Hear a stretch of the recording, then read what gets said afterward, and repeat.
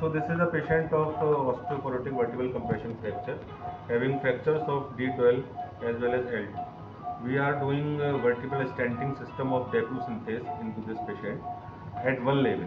This is Jamshidi needle of 9 gauge into the vertebral body. We have almost reached the posterior vertebral border, and we are still at the middle of the pedicle. So there is a lot of space where we can go. Now we are going to check the lateral picture. If we have crossed the posterior vertebral body in the lateral picture, we will go ahead. The aim is to place one stent into the middle of the vertebral body. So you can see that we have reached the middle of the vertebral body, and so that means that we have successfully cleared the canal. This is a hand drill which we are going to use the passage for the balloon with stent, and here you can see the marking is there. This is the marking which reaches up to the tip of Jamshidi.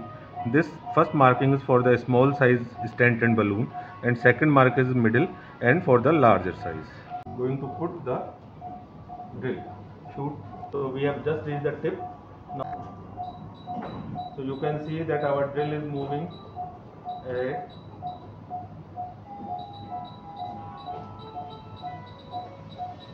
And I am continuously increasing, also slightly changing the direction because we want to go obliquely.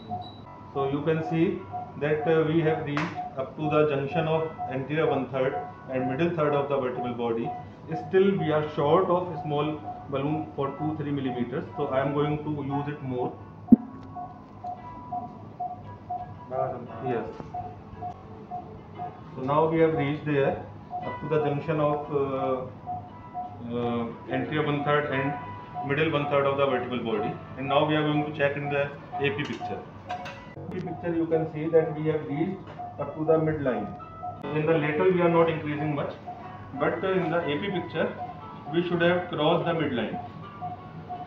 So this is the unipedicular approach for the vertebral stenting system, where we are going to use only one side, which is the better side, which we could visualize better. So now we have crossed the midline there. The drill, and now we are going to use this plunger to smoothen the rough surfaces of the vertebral body, which we have created. And here also.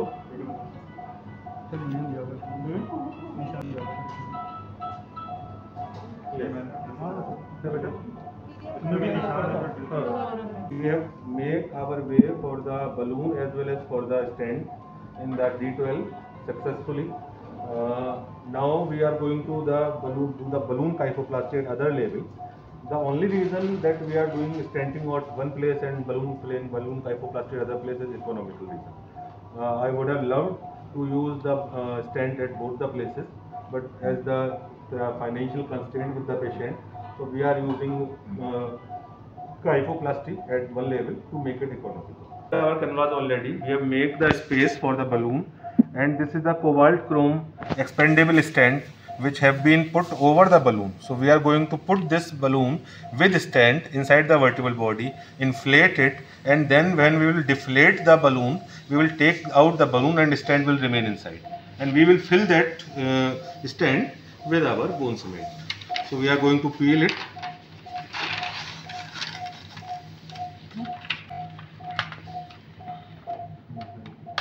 So this is the 15 millimeter length. This is the balloon, and this is the stent assembly,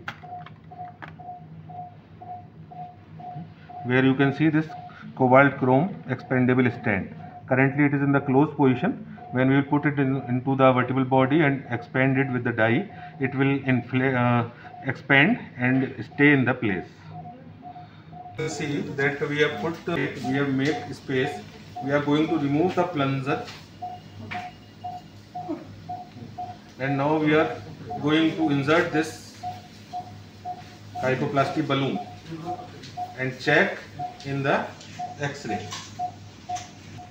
You can see on the balloon, this white mark, which goes inside. That means that we have crossed the place. Hmm? Now we are going to inflate the balloon with the dye, checking in the lateral picture.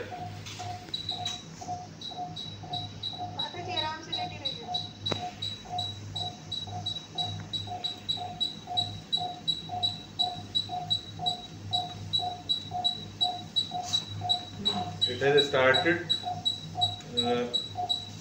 filling the area.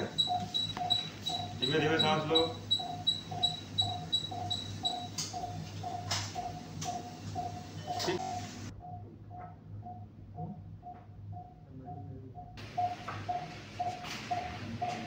Balloon, the one करो बेटा counter balloon, and with which has got the stent over it, to place in the same place and inflate it again to leave the balloon.